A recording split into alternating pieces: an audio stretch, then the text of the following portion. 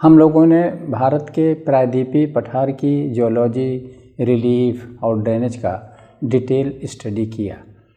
इससे संबंधित कुछ छोटे प्रश्न हैं जिनको कि साक्षात्कार के समय और उन पर शॉर्ट नोट पूछा जा सकता है।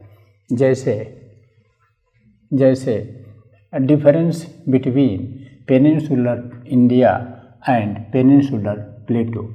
यदि आपसे पूछा जाए कि प्रायद्वीपीय भारत और प्रायद्वीपीय पठार में अंतर क्या है, तो आप प्रायद्वीपीय भारत का मतलब भारत का वह भूभाग जो तीन तरफ जल से घिरा हो, अर्थात रन ऑफ कच्छ से सर क्रीक से प्रारंभ होकर और पश्चिम की तरफ अरब सागर, दक्षिण की तरफ हिंद महासागर और पूरब की तरफ बंगाल की खाड़ी में विशेष रूप से हरिया भंगा नदी के मुहाने तक के भाग को प्रायद्वीपीय भारत कहा जाता है।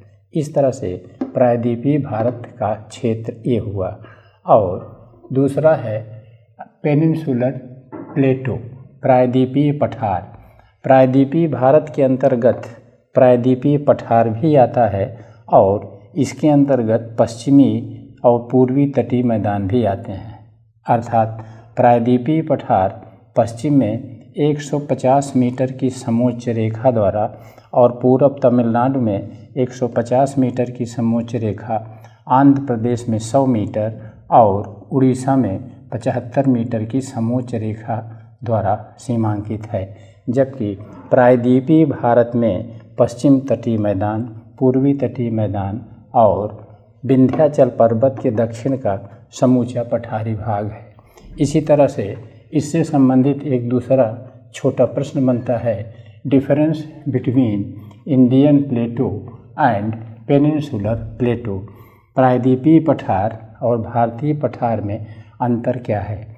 प्रायद्वीपीय पठार को हम लोग अभी परिभाषित किए कि हरिया भंगा नदी के मुहाने से कच्छ के रन के दक्षिण को मिलाने वाली रेखा के दक्षिण के भाग को जो पठारी है, सामान्य रूप से विंध्याचल पर्वत के दक्षिण के भाग को प्रायद्वीपीय पठार कहा जाता है, जिसके अंतर्गत पश्चिम और पूरब का तटवर्ती मैदान नहीं आता। लेकिन भारतीय पठार इंडियन प्लेटो के अंतर्गत भारत का पूरा पठार आता है, जिसकी उत्तरी सीमा प्रायद्वीपीय पठार का उत्तरी कगार अर्थात 150 मीटर की समोच्च रेखा और पश्चिमी सीमा पश्चिमी घाट पर्वत और पूर्वी सीमा पूर्वी घाट पर्वत तथा इसकी पूर्वी सीमा पश्चिम बंगाल का पुरुलिया जिला होता है। इस तरह से भारत का पठार एक बृहद क्षेत्र है, लेकिन प्रायद्वीपीय पठार विंध्याचल पर्वत के दक्षिण का पठारी भूभाग है। अर्थात दोनों में स्केल का अंतर होता है। अर्थात भारत का पठार बृहद और प्रायद्वीपीय पठार सामान्यतः विंध्याचल पर्वत के दक्षिण का अपेक्षाकृत छोटा क्षेत्र है। इसी तरह से दूसरा छोटा प्रश्न बनता है, difference between Deccan trap and Deccan plateau. Deccan trap और दक्कन पठार में अंतर। दक्कन का अर्थ होता है दक्षिण का। दक्षिण भारत विंध्याचल पर्वत के दक्षिण का है और दक्कन विंध्याचल पर्वत के दक्षिण का है। इस तरह से दक्षिण का पठार या दक्कन का पठार विंध्याचल के दक्षिण का पठारी भाग है, जिसकी पश्चिमी सीमा पर पश्चिमी घाट पर्वत और पूर्वी सीमा पर पूर्वी घाट पर्वत है। इस तरह से दक्कन का पठार एक त्रिभुजाकार आकृति का है, जो दक्कन ट्रैप या प्रायद्वीपीय पठार भी कहलाता है।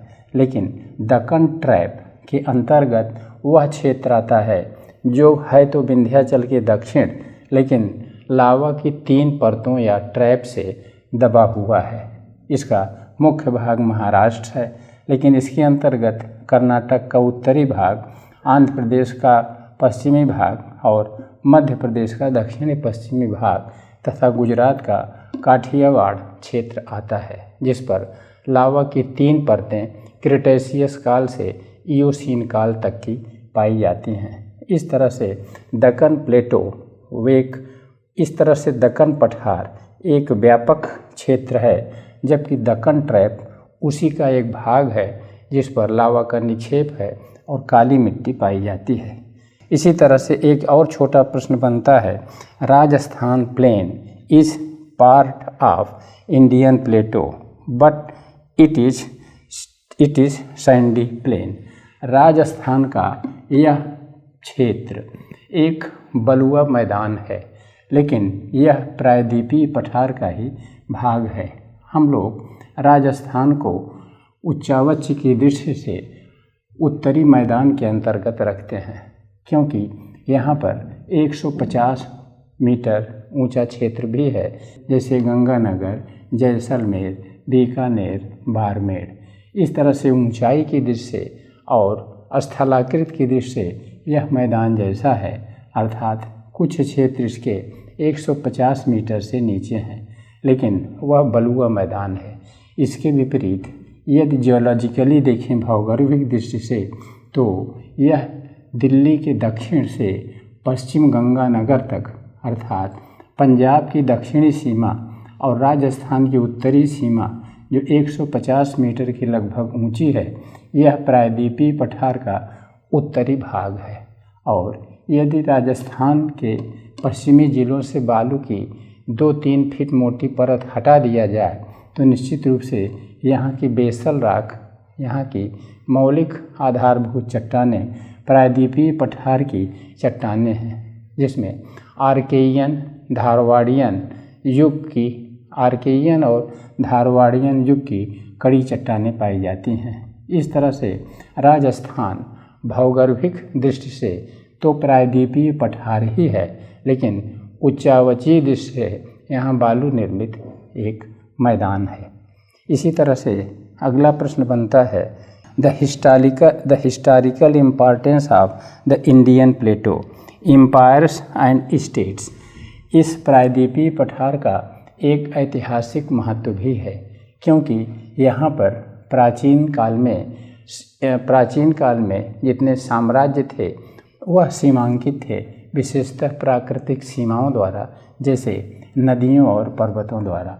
और हैदराबाद की रियासत, विदर्भ की रियासत, मैसूर की रियासत, इस तरह से अलग अलग रियासतें थीं। बाद में भाषाई आधार पर इन राज्यों का पुनर्गठन हुआ, लेकिन आज भी इन राज्यों के पुनर्गठन की मांग भौतिक और आर्थिक आधारों पर चल रही है, भू आर्थिक आधारों पर। और यही परिणाम है कि यहाँ पर विशेष रूप से छत्तीसगढ़, झारखंड और तेलंगाना राज्यों का अस्तित्व हुआ, लेकिन आज भी यहाँ पर भू आर्थिक विषमता है। इसीलिए कहीं पर विदर्भ राज्य की मांग हो रही है, तो कहीं पर सौराष्ट्र की, तो कहीं पर बुंदेलखंड की। इस तरह से प्रायद्वीपीय पठार का भौगोलिक अध्ययन और विशेष रूप से भू आर्थिक अध्ययन भूगोल के विद्यार्थियों और राजनीति शास्त्र के विद्यार्थियों के लिए अति आवश्यक है, क्योंकि प्रायद्वीपीय पठार में भू आर्थिक विषमता निश्चित रूप से नए राज्यों के पुनर्गठन की मांग का आधार है, और निश्चित रूप से यह मांग पूरी करना ही पड़ेगा, क्योंकि उस क्षेत्र के सर्वमुखी विकास के लिए इन राज्यों के स्वतंत्र अस्तित्व की जरूरत पड़ेगी। इस तरह से भारतवर्ष के प्रायद्वीपीय पठार या समूचे पठारी भाग से यह छोटे छोटे प्रश्न पूछे जा सकते हैं। अगला पॉइंट है, Garo Khasi Jaintia are the scarp of Meghalaya plateau. यदि हम मेघालय पठार को देखें तो इसके उत्तरी कगार सहारे क्रमशः गारो, खासी और जयंतिया पहाड़ियाँ स्थित हैं। यह इस मेघालय के पठार का ही उत्तरी कगार है। और मेघालय का पठार भारत में भौगोलिक अध्ययन में हम लोगों ने पढ़ा था कि छोटा नागपुर पठार का ही एक इंटीग्रल पार्ट है, जो बीच में मालदा गैप के निर्माण के फलस्वरूप, इस भूभाग के धंसने के फलस्वरूप मेघालय पठार इस छोटा नागपुर पठार से अलग हो गया है, लेकिन भौगोलिक दृष्टि से नीचे दोनों आपस में संबद्ध हैं। अब इस मेघालय पठार का उत्तरी कगार यदि ब्रह्मपुत्र मैदान के बारपेटा, कोकराझार जिलों से देखा जाए तो मेघालय का पठार एक खड़ा कगार है पठार का, लेकिन मैदान से देखने वाले उसको पहाड़ कहेंगे और इसीलिए इसको गारो खासी जयंतिया की पहाड़ियाँ कहा जाता है। ठीक वैसे जैसे पश्चिमी घाट पर्वत इस पूरे प्रायद्वीपीय पठार का पश्चिमी कगार है, जिसका निर्माण अरेबियन ब्लॉक के नीचे धंसने के फलस्वरूप हुआ, लेकिन पश्चिमी तटीय मैदान में रहने वाले लोग इस ऊंचे कगार को, इस कारप को देखते हैं तो इसको पश्चिमी घाट पर्वत कहते हैं। इस तरह से यह गारो खासी जयंतिया छोटा नागपुर पठार का उत्तरी कगार है, जिसका कारण दाऊ की भ्रंश है। और यह छोटा नागपुर पठार भौगर्भिक और उच्चावच की दृष्टि से प्रायद्वीपीय पठार का ही भाग है, इसलिए इसका भी अध्ययन हम लोग प्रायद्वीपीय पठार से संबंधित व्यवहारिक प्रश्नों के अंतर्गत करते हैं।